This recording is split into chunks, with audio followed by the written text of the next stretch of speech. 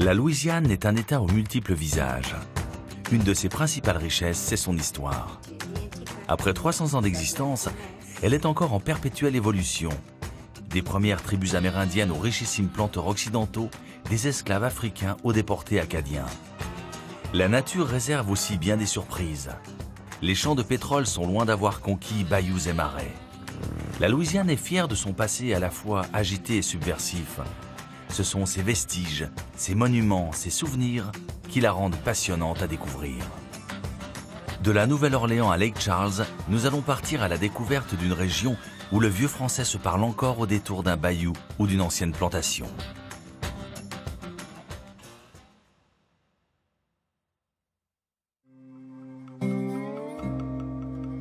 Située tout à l'est de l'État, la Nouvelle-Orléans, créée par les Français en 1718, cultive une chaleureuse nonchalance.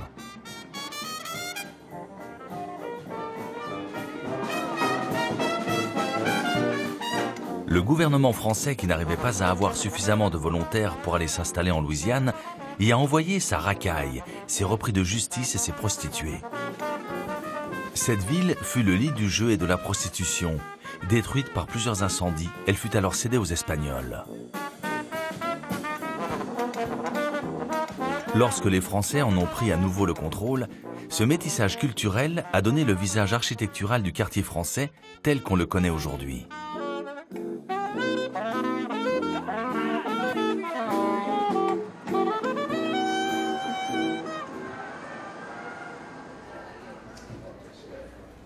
Chez Antoine, le restaurant le plus ancien de la ville, créé en 1840 par le français Antoine Alciator, les portraits des fils et épouses rappellent qu'une seule et même famille a présidé aux destinées de ce lieu de légende.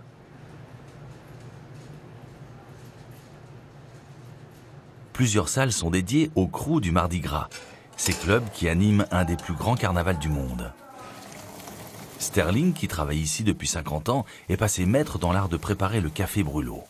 Il est composé de zeste d'orange, de clous de girofle, de cannelle, de cognac ou de brandy que l'on flambe et qui participe au spectacle. Je ne connais pas toute l'histoire, mais en français, ça veut dire double préparation. Le café brûlot diabolo, c'est en fait une double préparation.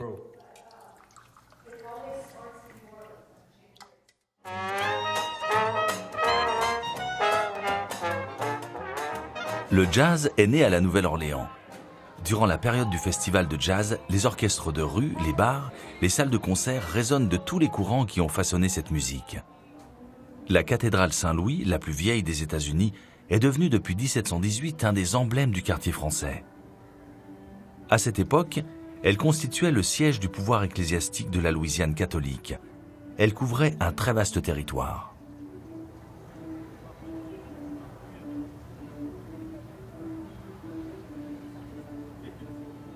La statue équestre de Jeanne d'Arc est une œuvre du sculpteur français Emmanuel Frémiet, dont l'original est exposé place des Pyramides à Paris. Il s'agit d'une reproduction qui a été donnée par la France en 1972.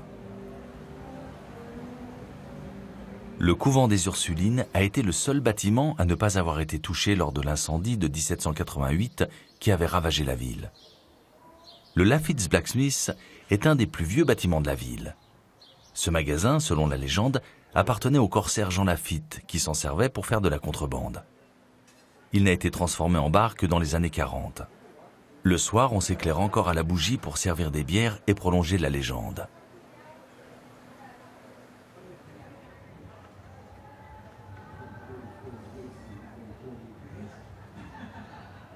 Le New Orleans Legend Park, lui, rend hommage à des grands noms du jazz comme Fats Domino, qui ont marqué la ville. Des orchestres y jouent régulièrement des standards.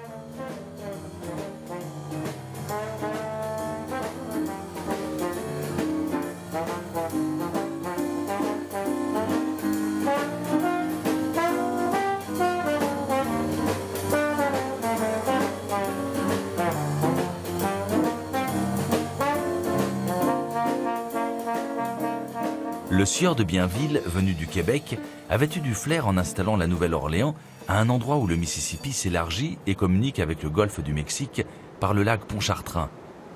Aujourd'hui, le port est le 6e plus grand port des États-Unis par son tonnage.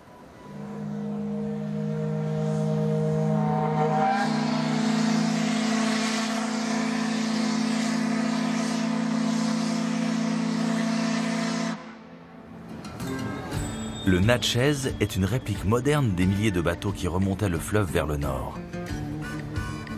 La propulsion par roue à aubes était bien adaptée aux premières machines à vapeur, dont le fonctionnement était extrêmement lent.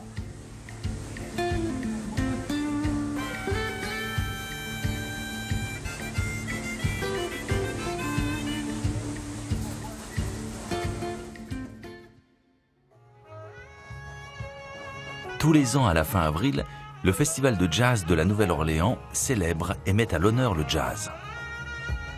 Que ce soit en plein air ou dans les clubs, la musique est partout.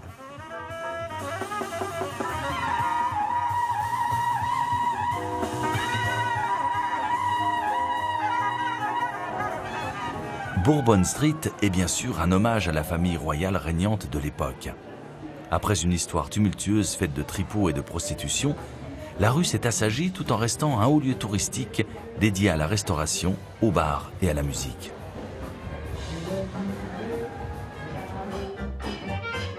En période de festival, le Fritzel reste un club de jazz incontournable.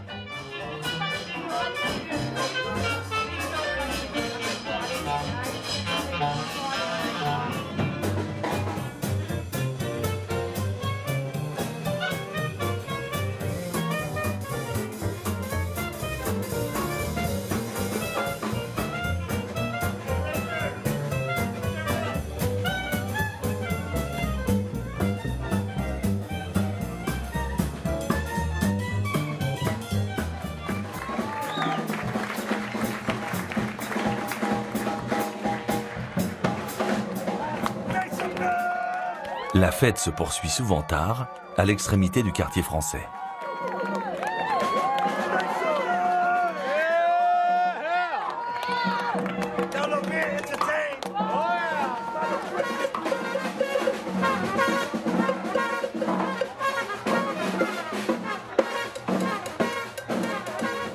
Dans les clubs, les lumières s'éteindront bien plus tard.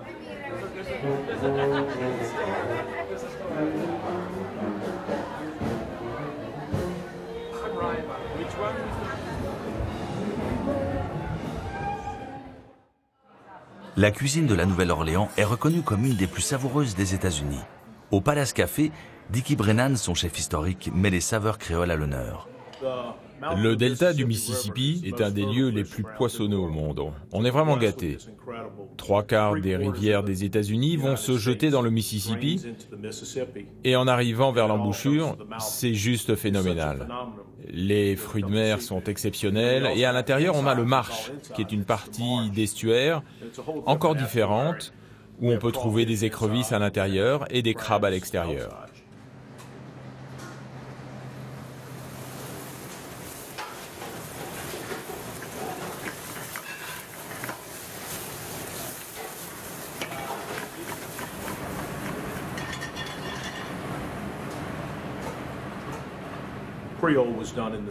La cuisine créole est celle du centre de la Nouvelle-Orléans. La cuisine cajun est plus vers l'ouest de la ville, plus rurale. Le poivre de Cayenne est très utilisé dans la cuisine cajun. C'est relevé. Alors que la cuisine créole, on a moins de poivre de Cayenne et plus de variétés. On mélange du céleri, des oignons, de l'ail, du poivre, par opposition au piment.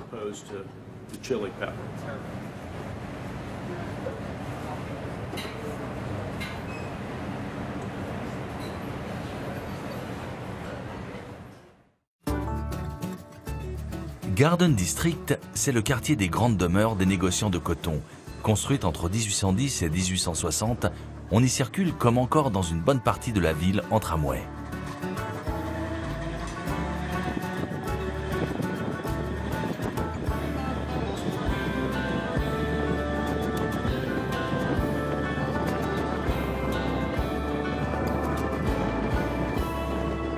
Les Américains ont souhaité se différencier du style franco-espagnol et affirmer un style victorien à grand renfort de colonnes.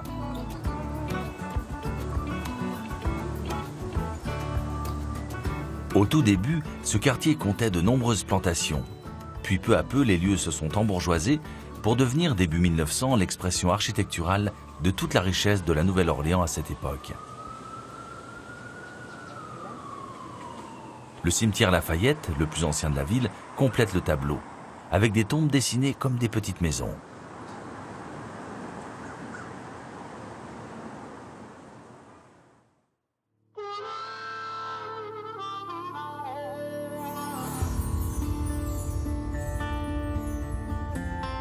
Difficile à imaginer, mais en quelques minutes, à l'extérieur de la ville, les marais qui entourent le delta du Mississippi ont repris le dessus.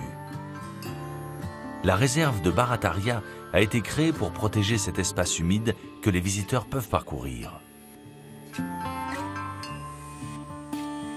Plus de 200 espèces d'oiseaux y sont répertoriées et les alligators sont ici chez eux.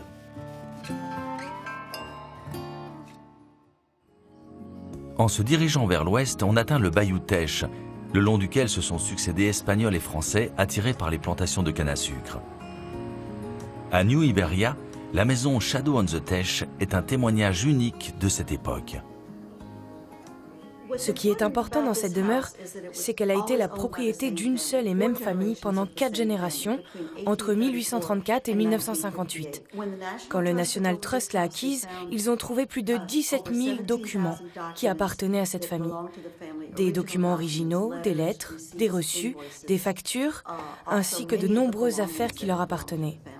85% de ce qui est montré dans cette maison appartenait à la famille Weeks.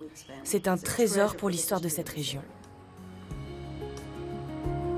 De l'autre côté de New Iberia, l'usine de riz de Conrad est la plus vieille des États-Unis encore en activité. Son magasin vend le riz Conrico, recherché par les gourmets. C'est le plus vieux magasin de riz. C'est le plus vieux magasin de riz aux États-Unis. Il a été bâti en 1912 et on y fait toujours du riz aujourd'hui. L'usine, comme par le passé, ne fonctionne que pendant la saison des récoltes, courant octobre. Et ce, pour quelques mois seulement. Conrad vend partout aux États-Unis et a ajouté de nombreux produits dérivés autour du riz.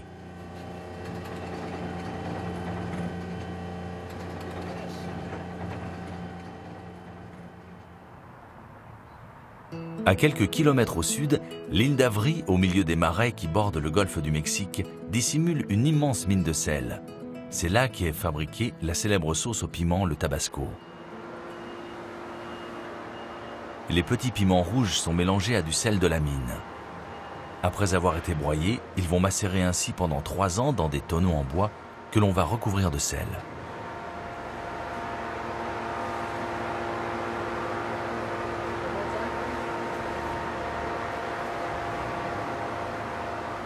Passé ce délai, on va ajouter du vinaigre fin et laisser à nouveau macérer pendant 1 mois, pour finalement être mis en bouteille, puis exporté dans le monde entier.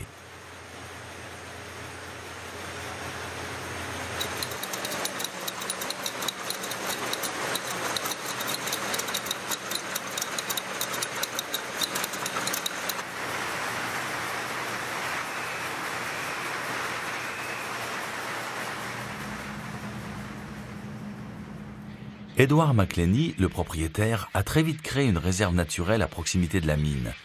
La partie la plus visible, c'est Burn City, un espace aménagé où chaque année des centaines d'aigrettes et de hérons viennent nicher. On y trouve aussi d'autres habitués des marais, comme les tortues ou les alligators.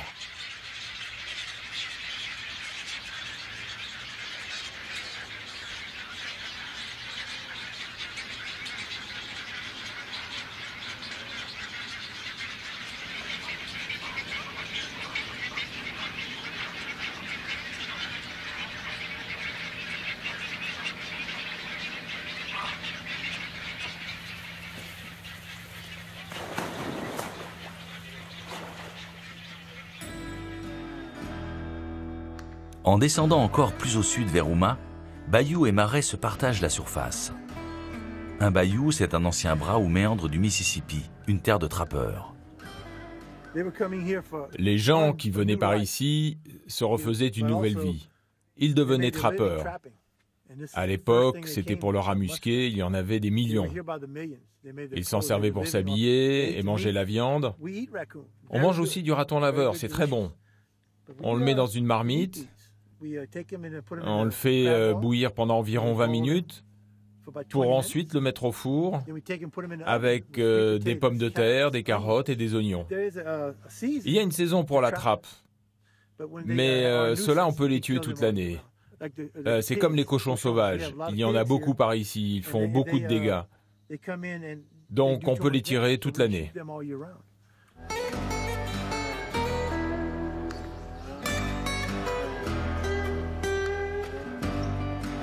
Sur les berges du bayou, à Gibson, la ferme de Greenwood élève des alligators. Tim va prélever des œufs dans les marais, un exercice périlleux lorsqu'il s'agit d'éloigner la mer.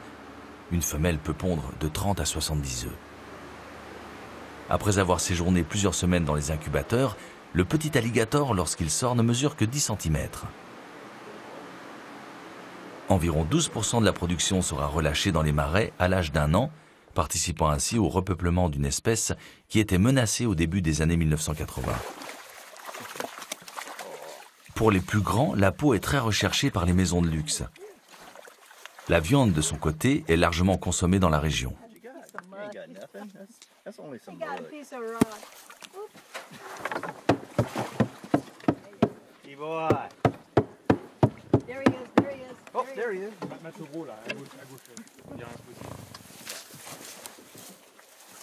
Tim a un faible pour le doyen de la ferme, 61 ans et plus de 4 mètres de long, mais il se montre peu.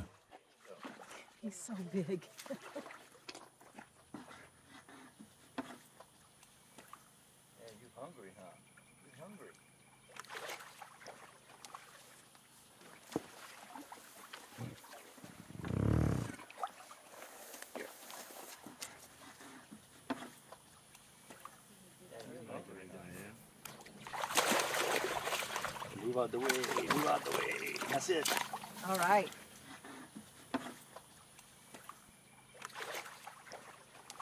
Entre l'élevage et l'achat de bêtes aux chasseurs, la ferme traite environ 5000 alligators par an.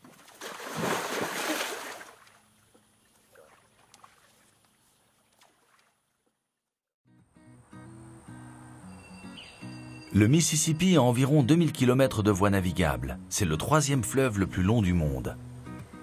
De nombreuses plantations se sont installées sur ces berges pour profiter du transport des marchandises par bateau. Comme celle de Laura, qui cultivait la canne à sucre, dont les propriétaires font aujourd'hui revivre l'atmosphère de la Louisiane créole du début du 19e siècle. La canne à sucre, c'était vraiment le moteur de l'économie en Louisiane. On parle beaucoup de coton, mais au sud de Baton Rouge, sur le fleuve, en amont du fleuve de la Nouvelle-Orléans, vous aviez à peu près 400 plantations de canne à sucre de différentes tailles, évidemment. Et à l'époque, la canne à sucre était beaucoup plus rentable que le coton. Ces murs, ces meubles racontent 4 générations de la famille Duparc-Locoul, des réalisations les plus nobles aux violences d'un autre âge. Il faut imaginer que la Louisiane était une colonie française et que la population était francophone, mais venue vraiment de partout, pas seulement de la France, mais aussi d'Afrique, du Canada. C'était vraiment une mosaïque. Laura est l'une des rares plantations à avoir raconté sans embâge la triste période de l'esclavage. Vous aviez à peu près 200 personnes qui habitaient ensemble ici, des Blancs, des Noirs, des entre-les-deux, des Amérindiens, dans ce contexte où tout le monde était interdépendant.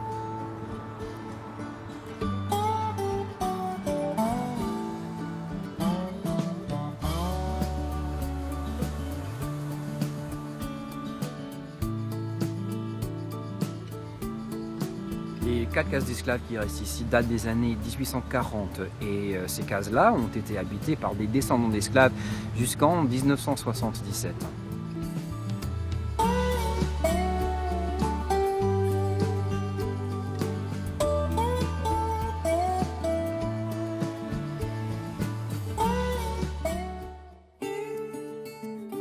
Ce que l'on sait moins, c'est que Baton Rouge est la capitale de l'État de Louisiane depuis 1846, époque où on avait considéré que la Nouvelle-Orléans était trop dépravée pour en conserver le titre. Les berges du fleuve ont été occupées pendant plusieurs siècles par différentes tribus indiennes. Les Français ont commencé à s'y installer à partir de 1721. C'est l'industrie pétrochimique qui va donner par la suite un essor indéniable à la ville.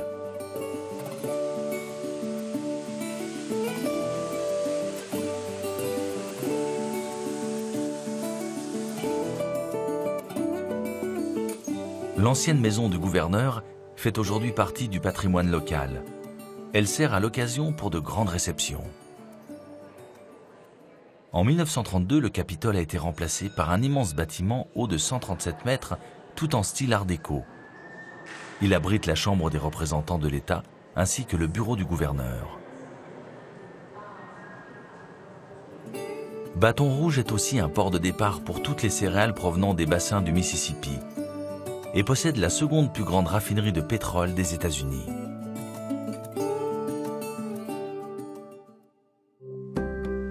En remontant le fleuve par le nord, Saint-Francisville nous propose une nouvelle plongée dans l'histoire. Il s'agit de la deuxième plus ancienne ville de Louisiane fondée par des moines capucins espagnols dans les années 1730, ravis de trouver des hautes terres à l'abri des inondations du Mississippi. Entourée de plantations, la vieille ville particulièrement bien préservée est un témoignage des riches demeures de l'époque. L'église Grâce épiscopale date de 1860. De nombreux dignitaires de l'époque sont enterrés tout autour.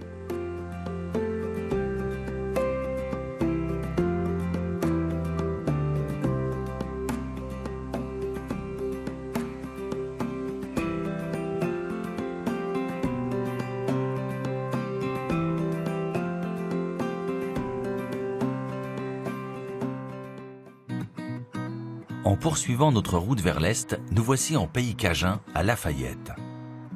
Ce sont les Acadiens chassés par bateau entier de l'actuelle Nouvelle-Écosse au Canada par les Anglais qui arrivèrent en masse dans la région, recevant un accueil hostile de l'aristocratie française de la Nouvelle-Orléans. La magnifique université de Lafayette a été construite avec ces briques rouges qui sont la marque de la ville. Tout comme l'imposante cathédrale Saint-John construite en 1821.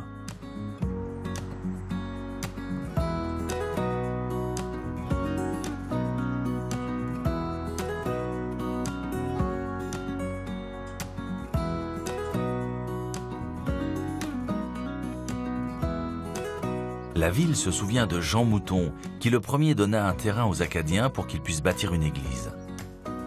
C'est un autre planteur, Alexandre Mouton, qui devint le premier gouverneur acadien de la Louisiane, à qui cette maison rend hommage.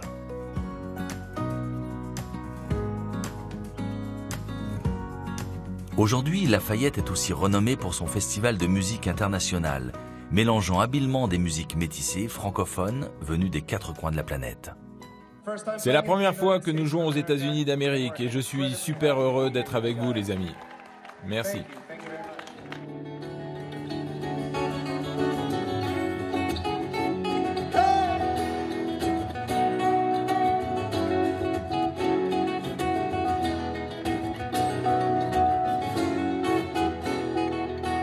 Moi, le festival international ici en Louisiane, c'est en quelque sorte des retrouvailles de famille. Parce que nous, on est des Acadiens de la Nouvelle-Écosse, du Nouveau-Brunswick, et puis on a ce lien-là à travers de notre francophonie qu'on a en commun, à travers notre histoire et notre ethnographie en commun. Donc pour moi, c'est vraiment, c'est retrouver, c'est en quelque sorte la famille perdue ici.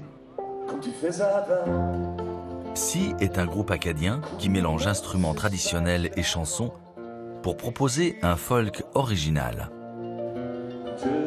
Devant ton miroir, sans vraiment vouloir y croire, que c'est le matin,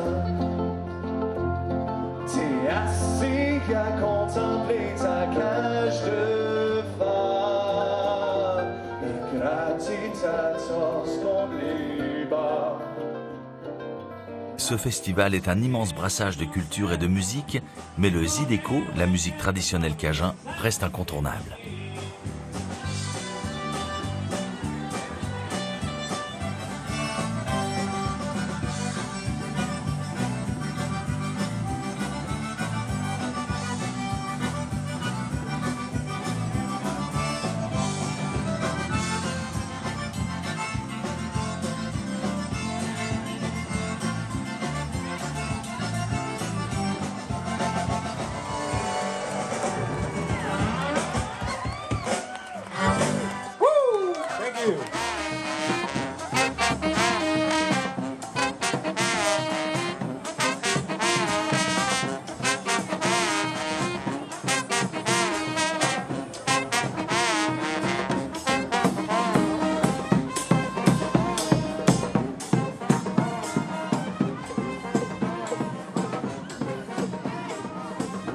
Le temps de manger un morceau, c'est la grande scène qui accueille un groupe du Zimbabwe, Mokumba.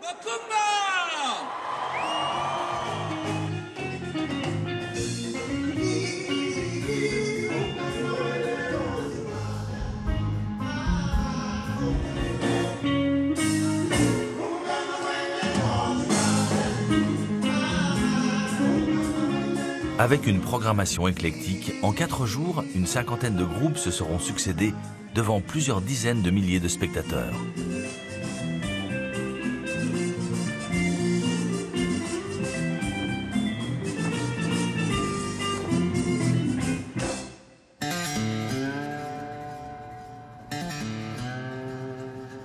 Les Américains aiment bien scénariser leur histoire.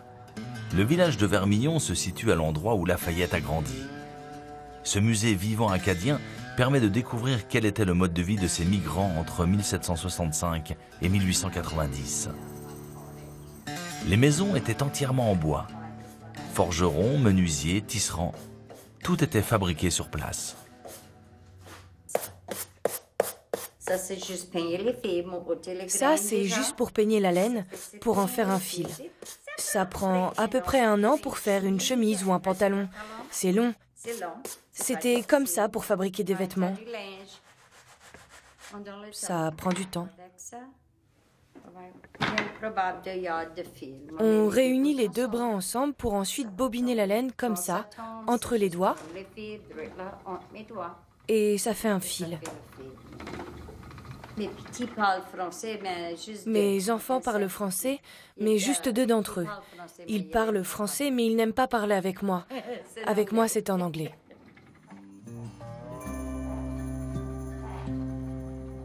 Dans l'école voisine, le tableau noir rappelle la douloureuse assimilation à laquelle les francophones ont dû faire face au début du XXe siècle.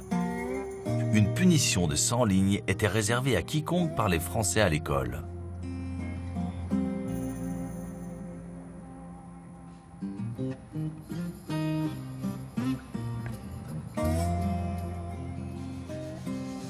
Chez le menuisier, aujourd'hui on façonne des souvenirs, alors qu'à l'époque tout était construit en bois.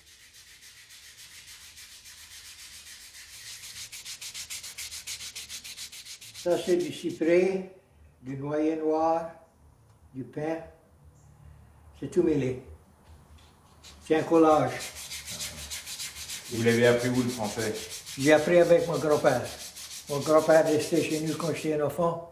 Il ne parlait pas l'anglais, juste français. Et j'ai appris avec lui. Quand j'étais un petit garçon, beaucoup de monde ici parlait français. Presque tous les parents, pas tous, mais beaucoup d'entre eux. Les grands-parents, en revanche, presque tous.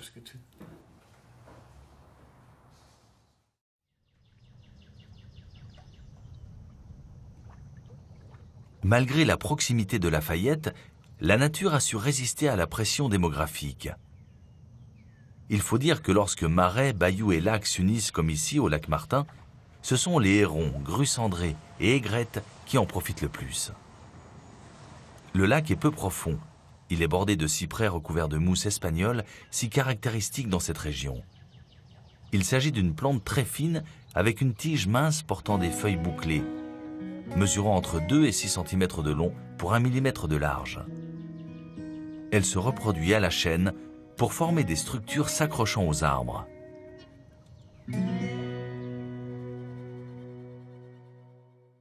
Un peu plus au nord, à Arnaudville, le Nounou est un lieu atypique qui propose un brassage à la fois culturel, environnemental, festif, où la création artistique sous toutes ses formes est encouragée. Arnaudville possède encore des écoles où l'enseignement se fait en français, même si elles font désormais figure d'exception en Louisiane. Ces dames se retrouvent régulièrement pour différents travaux de couture.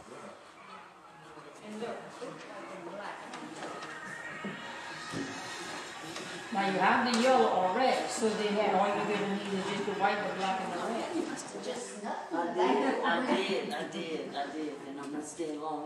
Oh, no. You are so talented. Ouais, on coupe des carrés, puis on rassemble ça, et puis on fait une couverture, un lit. Mes parents, ma première parole, c'était français. Quand j'ai commencé l'école, dans le premier livre, d'après moi, je connaissais oui ou yes or no. C'est à peu près tout que je connaissais en anglais. J'ai resté assis, puis je guettais tout quelqu'un, et puis j'ai écouté. Comme ça, j'ai appris avec les autres. Mes parents, puis mes grands-parents, tout le temps parlaient français.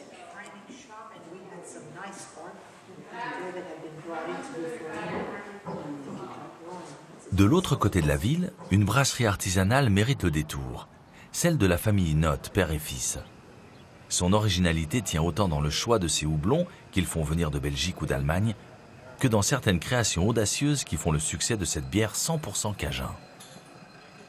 Particulièrement impliqué dans les questions environnementales, Carlos Notte filtre et épand les eaux usées servant à la fabrication dans un champ en arrière, qui s'est peu à peu transformé en zone humide accueillant de nombreux oiseaux. Je pense que les gens en Louisiane sont bien connectés à la terre. Tous les gens ici ont des fermes, ce sont des agriculteurs. Et c'est ce que nous sommes aussi. On fait pousser des choses, on élève des animaux. Et on aurait pu construire cette brasserie en ville et avoir ainsi plus de visiteurs pendant la semaine. Mais cela ne nous aurait pas correspondu comme individus, comme Cajuns, comme Créoles.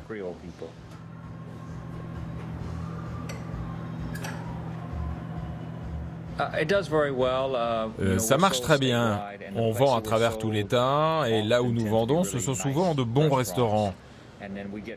Nous recevons des appels de consommateurs qui nous félicitent en disant qu'ils ont essayé telle bière avec tel plat. Et beaucoup de nos bières ont été conçues pour pouvoir se marier avec des plats. Cette recette va très bien avec des écrevisses par exemple, ou encore celle-ci pour une autre recette.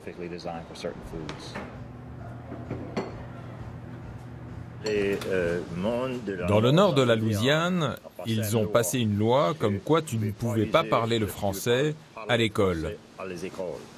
Et on était puni si on parlait français à l'école. Personne de ma génération ne parle le français couramment. On connaît des phrases, on comprend plus que l'on ne le parle, parce que nous avons été élevés dans ces deux mondes. Pendant la semaine, on allait à l'école, après il y avait les devoirs, et c'était en anglais. Mais le week-end, nous allions chez nos grands-parents, mon oncle, et c'était en français pendant tout le week-end.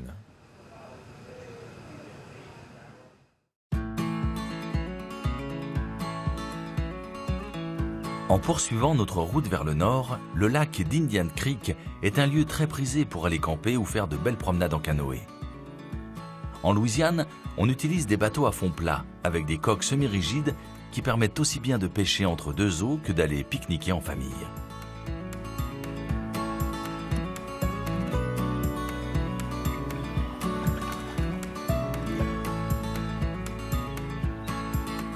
Le lac a été créé dans les années 1970 par le ministère de l'Agriculture pour avoir à disposition une réserve d'eau significative pour l'irrigation, tout en créant un bel espace de loisirs et de camping.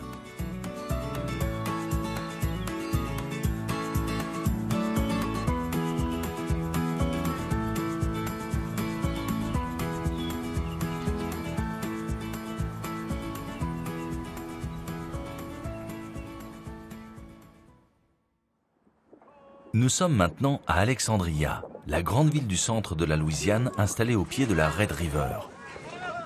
Ce week-end, c'est l'Alexander River Fête, un festival qui réunit des amateurs de dragon boat sur la rivière, ainsi que des concerts assortis de parades de toutes sortes.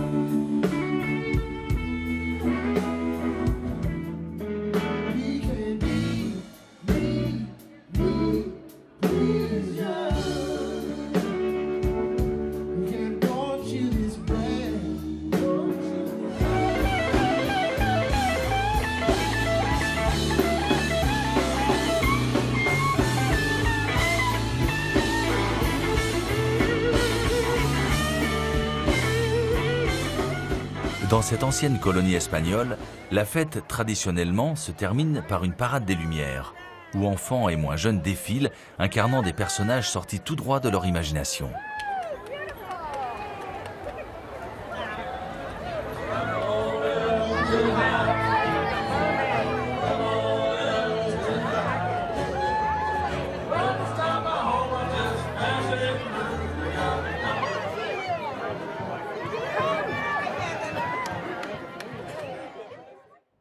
En se dirigeant vers le sud-ouest de l'État, nous arrivons dans une région qui est le grenier à riz des États-Unis.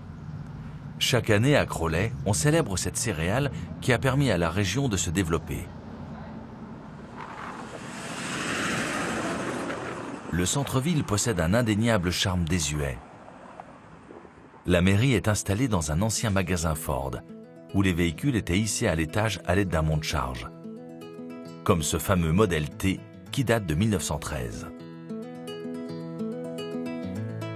L'ensemble a été restauré pour y installer les bureaux de l'administration.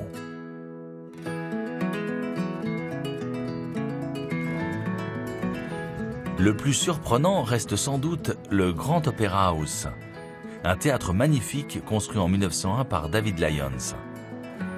Un lieu qui a tout connu, des vaudevilles aux opéras, sans oublier les débuts du cinéma muet. La salle a été construite sur 2 étages en utilisant du cyprès, du pin et du chêne. Ces théâtres étaient très courants aux États-Unis entre 1850 et 1930. Mais parmi tous ces immeubles, il n'y en a plus que 3% qui ont encore des théâtres dans leurs murs. Et seuls 1% de ces 3% sont encore utilisés comme théâtre. De grands noms de la scène américaine se sont produits ici. L'Opéra de Paris s'est produit ici en 1920. C'est ce qui nous a été rapporté, en 1920, oui. Ici, en 1908, Captain Racket. Ici, Frank Brown, 1938. Joyce Cabernet, en 1908.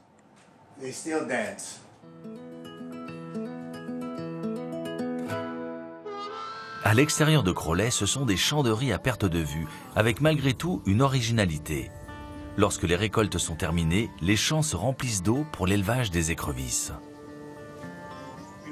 Nous plantons du riz au printemps, en mars et en avril. Il pousse, nous le récoltons en août.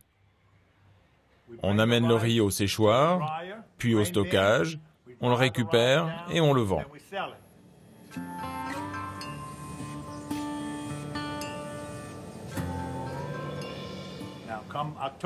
En octobre, on remplit les champs de riz avec de l'eau et les écrevisses vont sortir du fond. Elles auront leurs petits, leurs œufs sous la queue. La mère, la femelle écrevisse, a ses œufs sous sa queue. Ensuite, ils éclosent, comme n'importe quel œuf. Il y a des centaines d'œufs et 3 mois après, les larves deviennent des adultes.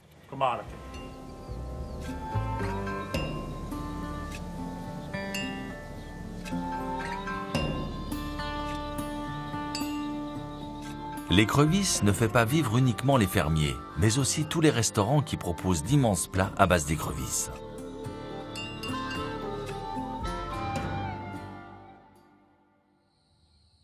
En poursuivant vers l'ouest, malgré une industrialisation importante due à l'exploitation du pétrole, d'immenses zones humides sont désormais protégées, comme le Creole Nature Trail, un circuit qui emmène le visiteur à travers les marais jusqu'aux rives du golfe du Mexique. Ici, les oiseaux ont élu domicile. Sans oublier que les premiers occupants des lieux sont les alligators, qui pullulent aussi bien sur les berges que dans l'eau.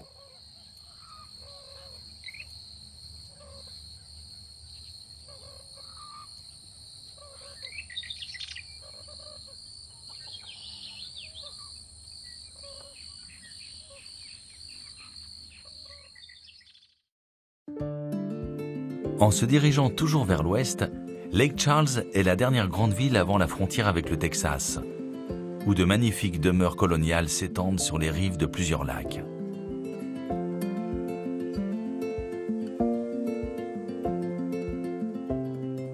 Plusieurs tribus amérindiennes occupaient la région de Lake Charles, avant l'arrivée des premiers Européens d'ascendance française, espagnole, anglaise et hollandaise, arrivés à partir des années 1760. À cette époque, la région était couverte d'épaisses forêts de pins et de cyprès chauves. Le développement de la ville fut assez lent jusqu'à ce que le capitaine Daniel Goose s'installe en 1855. Il lança un commerce fructueux avec les ports du Texas jusqu'au Mexique. Entre 1817 et 1855, le bois produit à partir des pins des marais et des cyprès chauves constitua l'activité économique principale.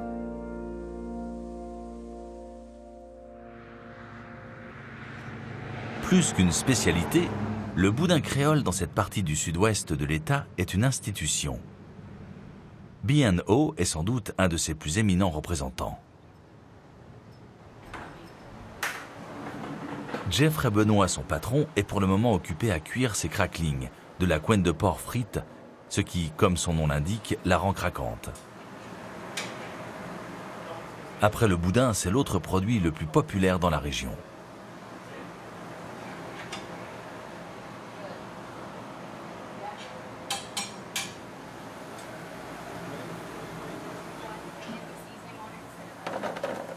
Jeffrey Benoît est la 5e génération à avoir repris cette charcuterie.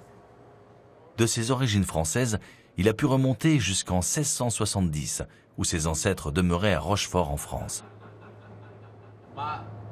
Voilà, là, c'est mon père. Papa, c'est ce monsieur ici. Il était copropriétaire avec son cousin. Et je pense que c'était lui, là.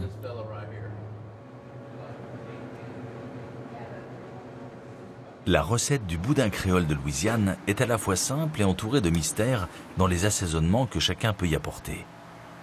Il faut commencer par cuire de la viande de porc avec du foie.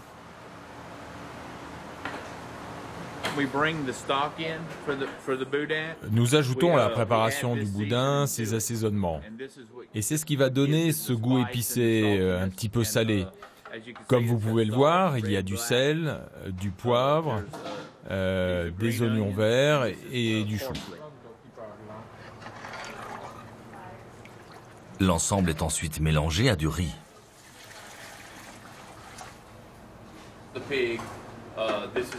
C'est une grande région de riz, et c'est pourquoi nous avons du riz dans le boudin. Tous les boudins ici ne se ressemblent pas. C'est une recette avec du riz et une sauce.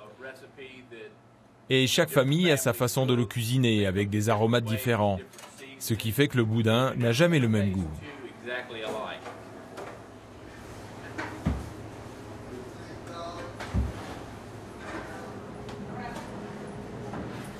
La préparation est ensuite placée dans ce récipient sous pression pour obtenir le produit final.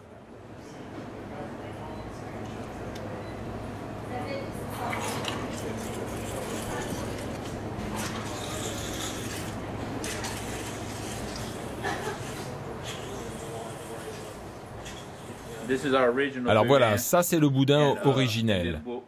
On a des variantes, on accroche le boudin dans le fumoir, ce qui permet d'obtenir des arômes différents, plus épicés.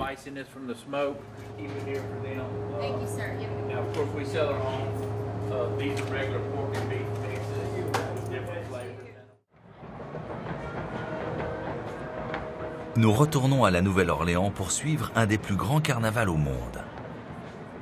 Début février, depuis plusieurs semaines déjà, les fêtes se succèdent. Le lundi soir, à la veille de Mardi Gras, le carnaval va s'achever en apothéose durant plus de 24 heures. Les plus grands crews, ces équipes privées, proposent des défilés spectaculaires tout en lançant dans la foule des sereaux, des cadeaux plus ou moins sophistiqués, suivant l'importance du crew. Après Rex, qui traditionnellement inaugure près du port le Mardi Gras, c'est Orpheus qui ouvre la grande parade qui va sillonner le centre-ville.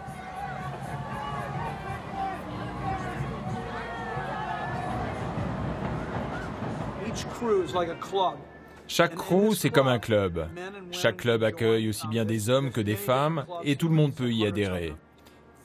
Il y en a des centaines, 30 à 35 d'entre eux font une grande mise en scène. Les gens payent des cotisations pour être membres de ces crews. Les montants vont de quelques centaines de dollars pour les petits crews à plusieurs milliers de dollars pour les plus grands. Et tout l'argent va dans l'organisation de leur défilé. Chaque crew a un capitaine et organise un défilé. Dans ces défilés, certains ont 14 chars et d'autres près de 80. Là, ça commence à faire pas mal d'argent. Les dépenses peuvent aller de quelques milliers de dollars jusqu'à plusieurs millions. Notre plus gros client va dépenser le samedi avant Mardi Gras entre 8 et 9 millions de dollars entre 4 heures de l'après-midi et 4 heures du matin le lendemain, avec durant ces 12 heures un défilé absolument incroyable.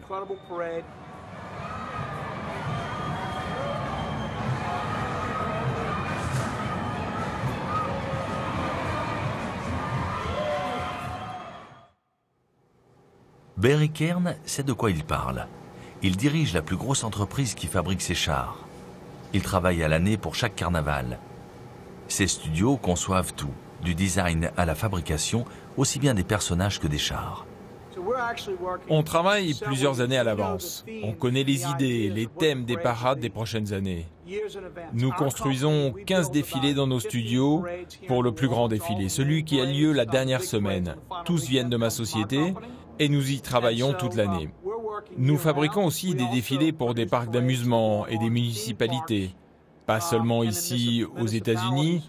Je rentre juste de la ville de Mexico pour qui nous avons construit et préparé tout un défilé de Mardi Gras qui a été utilisé pendant 45 jours dans un parc d'attractions. La société a fait récemment l'acquisition d'une machine de découpe du polystyrène assistée par ordinateur, ce qui lui permet d'avoir une créativité quasiment sans limite.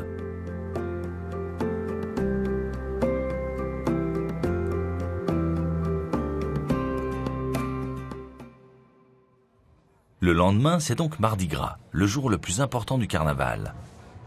Les habitués auront campé au bord des lieux les plus stratégiques, à la fois pour admirer les chars, mais aussi pour être suffisamment proches d'eux pour pouvoir attraper les cadeaux qui vont être lancés. Une nuit tout confort avec cuisine ambulante pour certains, barbecue et glacière pleines de munitions.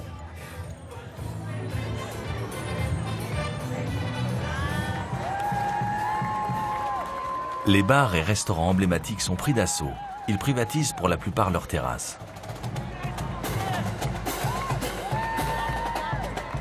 C'est sans doute la seule ville au monde où l'on voit défiler à cheval le maire aux côtés du chef de la police.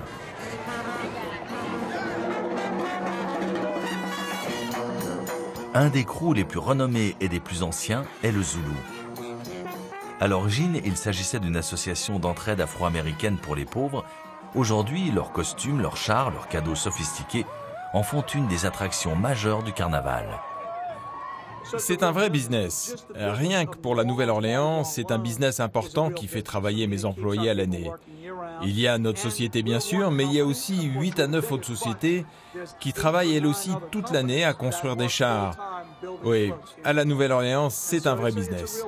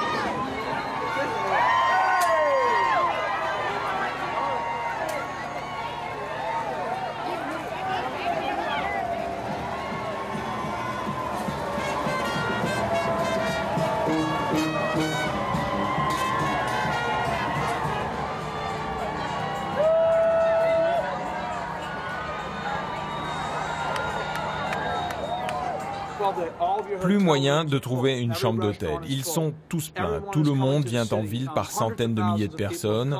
Tout le monde arrive ici et tout autour de la ville. Il y a vraiment beaucoup d'argent de dépenser. Alors ok, les études sont les études, mais elles indiquent que l'impact économique chaque année se situe entre 250 millions de dollars et 1 milliard.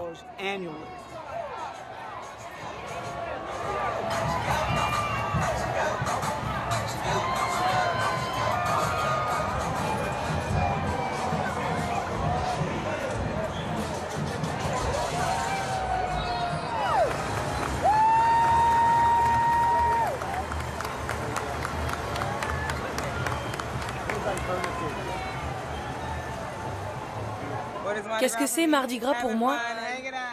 s'amuser, traîner en ville. Nous sommes d'Orlando, en Floride. Mardi Gras, c'est en même temps Noël, le Nouvel An, l'anniversaire, tout combiné en un jour spécial. Eh oui, mon ami, c'est un jour fou, c'est la fête. On se détend, c'est le moment où les gens profitent et s'amusent beaucoup.